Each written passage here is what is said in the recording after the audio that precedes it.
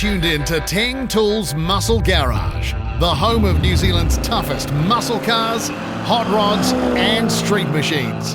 Proudly brought to you by Teng Tools in association with Mount Shop, Maguire's and Niedercar. Right, this week it's our Ford special, and we'll be serving up some of the best blue oval hot rods and street machines New Zealand has to offer. Founded by Mr. Henry Ford at the turn of the 20th century, the company is credited with a number of firsts. The Model T is generally considered as the first affordable automobile. Its economy made possible by mass production thanks to Ford's developments of the automotive assembly line.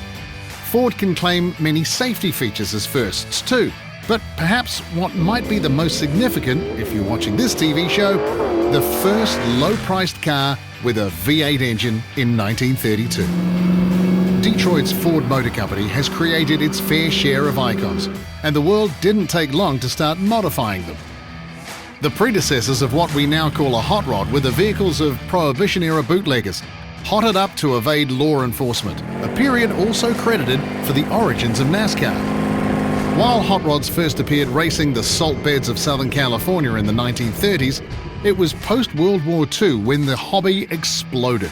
Returning soldiers looking to put their newfound technical skills to use turned their attention to the automobiles of the day. Most of them Fords, Models T, A and B, the legendary 1932 body shapes.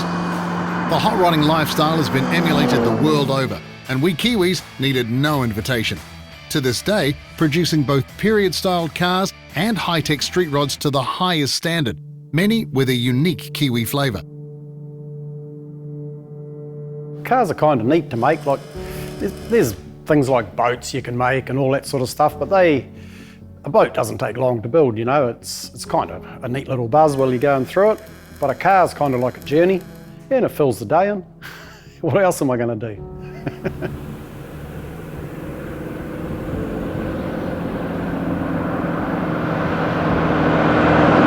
I'm not really a trend follower, I suppose. I kind of like mixing it up a bit. I quite like being creative, getting outside the old circle a bit and giving it a go. Sometimes it doesn't work, many times it doesn't, but sometimes it does work. And when it does work, it's quite rewarding.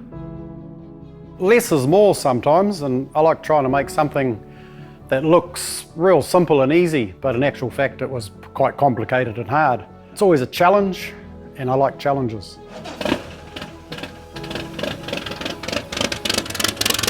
If somebody else doesn't like my car, it doesn't worry me, it's not their car. As long as I like it, I'm happy. And if my young fella likes it, that's twice as good.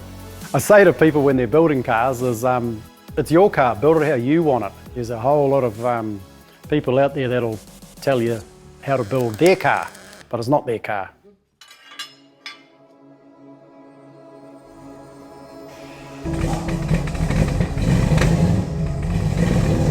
I remember vividly, and I still often think about it, I would have been, I don't know, 12 or 13, living in Upper Hutt, and there was this 34 coupe, it was purple, and it laid a patch coming out onto Main Street.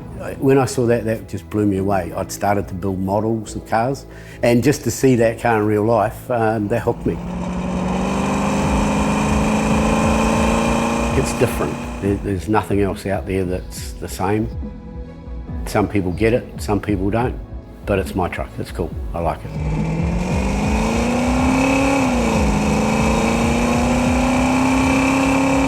For people to understand what it came from to where it is now being so small with the cab and channel and section and everything, it's really hard because you say to somebody it was a 1.5 tonne work truck, you know, it's pretty hard for people to get. Right, in the wet it's impossible. Impossible. Yeah, just because the carbs need to get a bit of juice in the wet, she's impossible to hold on to. But it's fun, it's fun, it's fun. The publics tend to get it, whereas I think traditional hot rodders, it's not a Model A or it's not a 32, so it shouldn't really be here. I think they're trying to think that I'm taking a take on some rat rod from America, but it's not. It's a 37 built into a hot rod. I just think it's just a little later than a Model A or a 32, and it's fun to drive. It's different.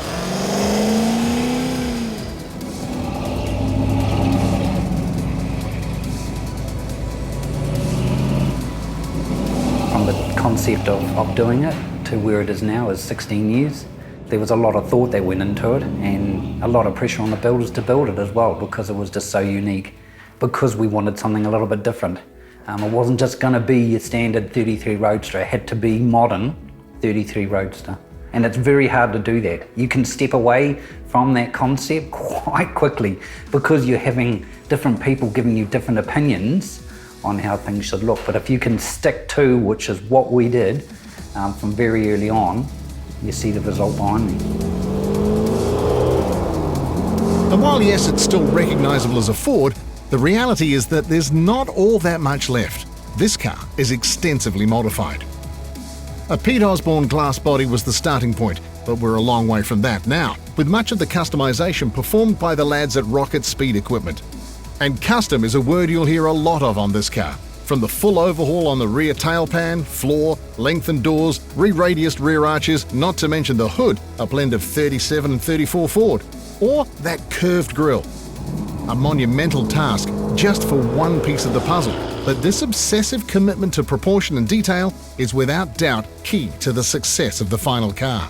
Absolutely, because you can 100% get it wrong. You can make it look wrong. You've got to get the stance right, you've got to get the body shape right, you've got to get that bonnet right, you've got to get the grille right. 98% of the car is handmade. 98%.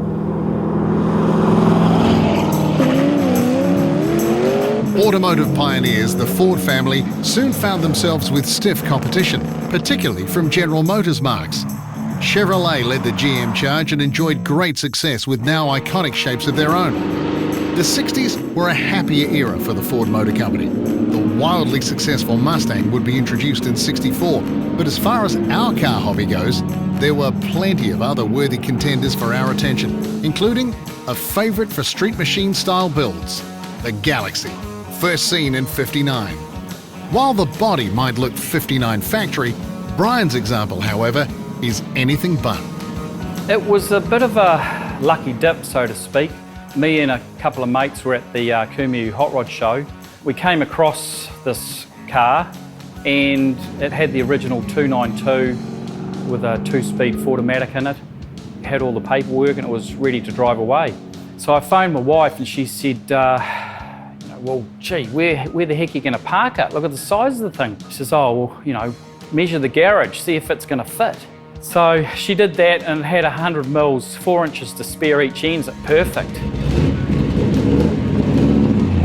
Tight fits might be a bit of a theme with this car, with Brian and his mates deciding a monster 598Q Boss might fill out any dead spaces under the hood nicely. A substantial upgrade from the factory, sure, but they were just getting started.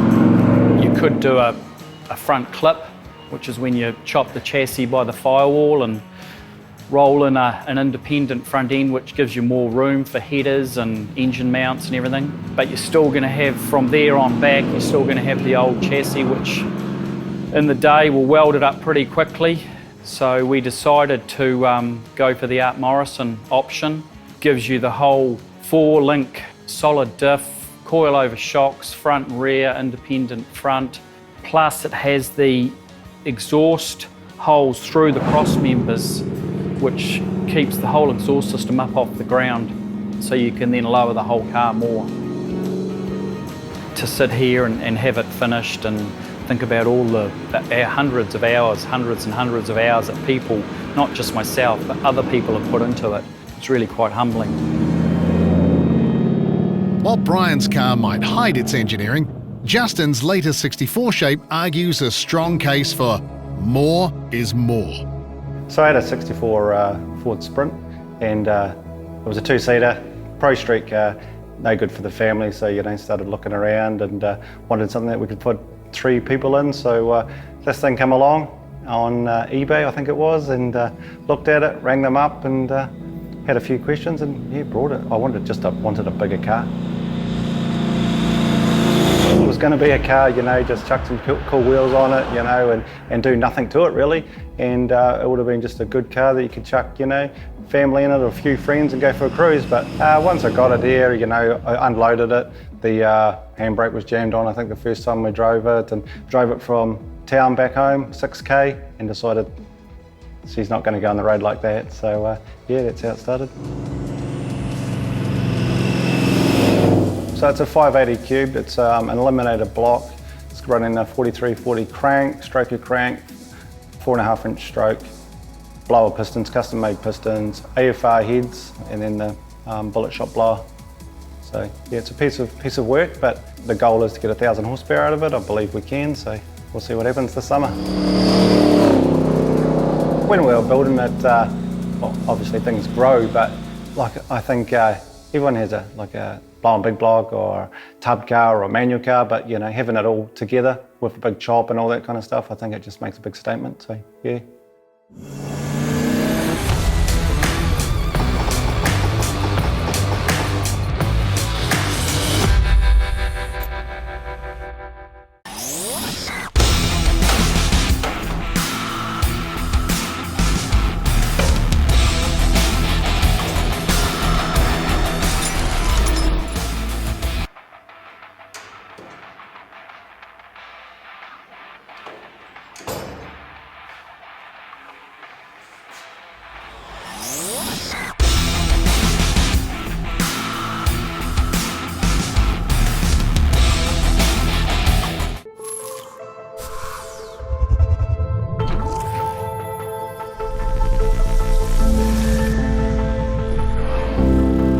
Protection of hybrid ceramic. Whoa. Now in 3 easy-to-use products. In original spray wax, now as a liquid wax, and a spray detailer. Meguiar's hybrid ceramic family with advanced SiO2 technology. Meguiar's, ceramic made easy.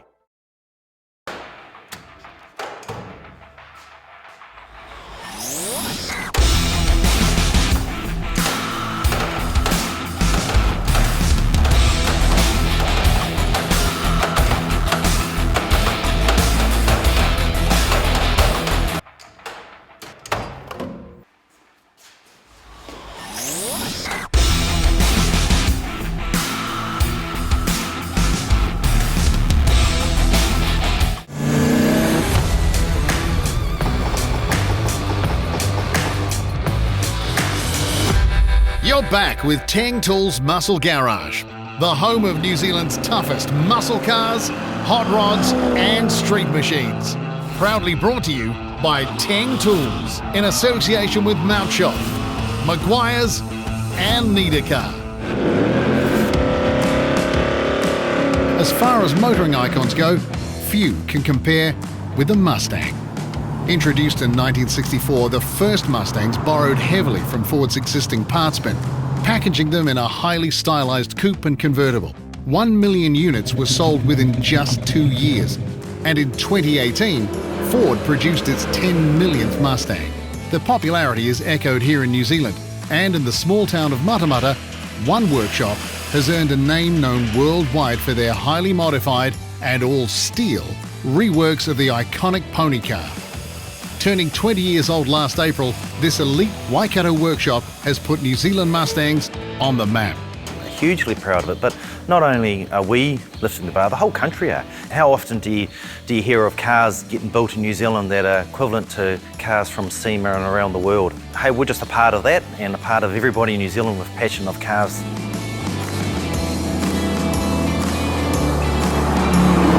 Back in those 60s and 70s, they just got so much style and even the colours. But I don't know, it's just a good old muscle car that sits low to the ground. It's got that nice stance and that good old V8 sound. I don't really care what brand it is, as long as it looks good and at the end of the day, everybody's happy with it. We strive to push the steel to its limits. A lot of the jobs that you'll see here today have got that. We're pushing it to the limits. But yeah, it's great to see the bare steel and none of that fiberglass stuff. And there's no better example of that than Matamata Panelworks' real steel recreations of the traditionally fiberglass-laden Eleanor Mustangs. Originally we started off with the car and we got a fiberglass kit for it. Things weren't fitting that well, even though we had a really good solid foundation of a car with no rust or anything to work on. And Malcolm just tongue-in-cheek said to me at Panelworks one day, why don't we do it in steel? Right, you're on. We built it in steel. A lot of the work on the car has been done here in Taumarunui through myself and through other contacts that we've got in the town. So a heap of fabrication work and different tricky little bits and pieces were done right here. The design was done before we started, and we followed that design all the way through, with the exception of using metal instead of fiberglass. The special elements in it were always going to be in it, perhaps at not quite as high a level, but Malcolm certainly made sure that they come out at that high end level.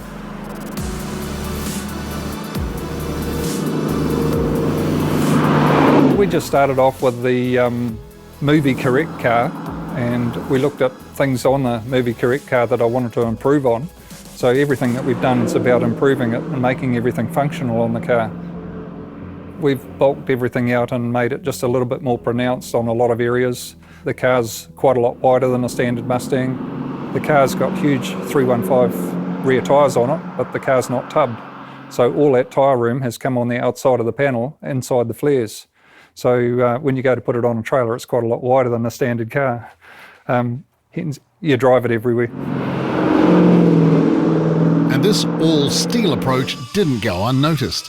I saw a bumper that they did on another 65 Mustang, and I rang Malcolm up and said, "Hey, I like the look of that bumper, you know, can I have that bumper?" And it was like, "No, you can't, but you can have one similar, because we don't do the same design for every car that we do." All sounded nice, so once I'd done the bumper, it's like, oh, well, maybe let's do the rear bumper as well. And from the rear bumper, you start doing the sides. You know, the guards over here, they're all hand fabricated. You know, it's tap, tap, tap. To get professionals like that working on your car, it costs $1, but you know, the end product is what you see.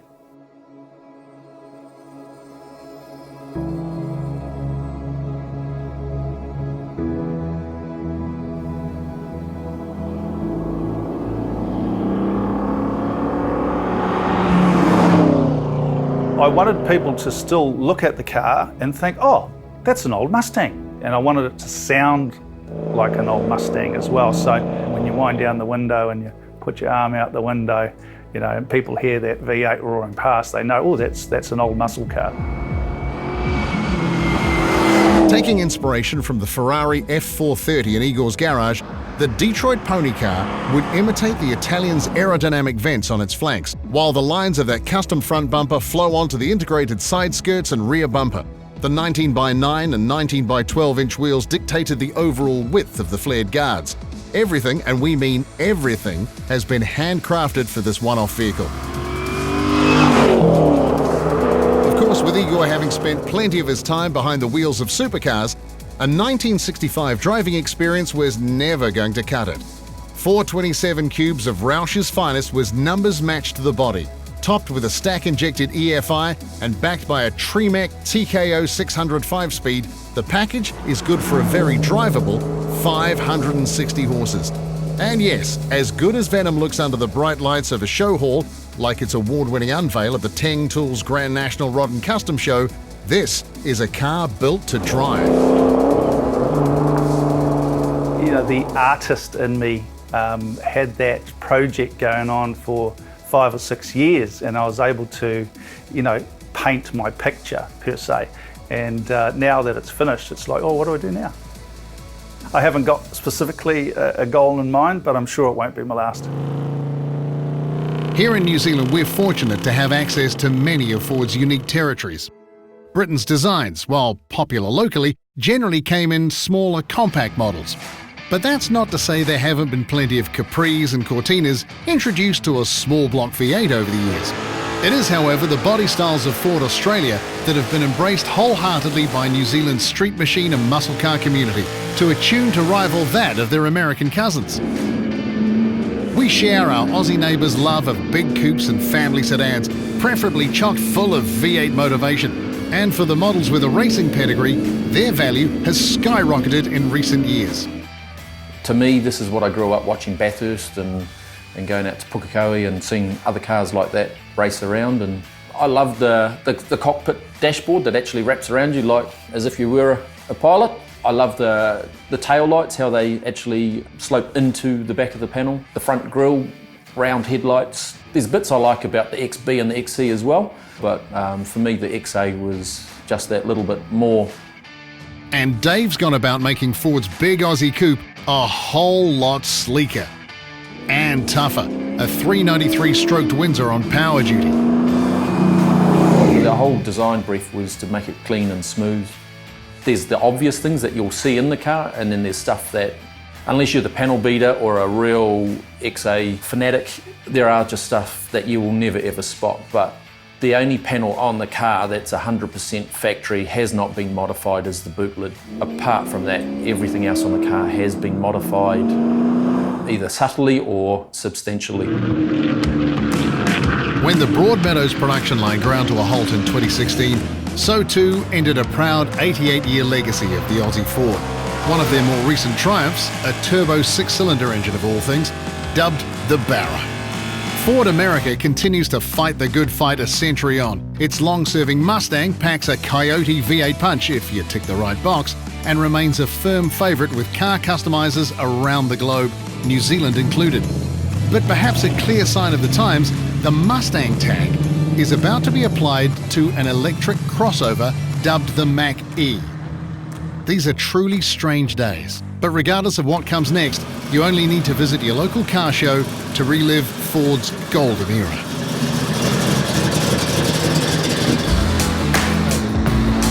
Teng Tools Muscle Garage was proudly brought to you by Teng Tools. Get organised. Mount Shop, undercar specialists. Maguire's, people who love cars love Maguire's. And Need a Car, the easy way to research and buy cars online.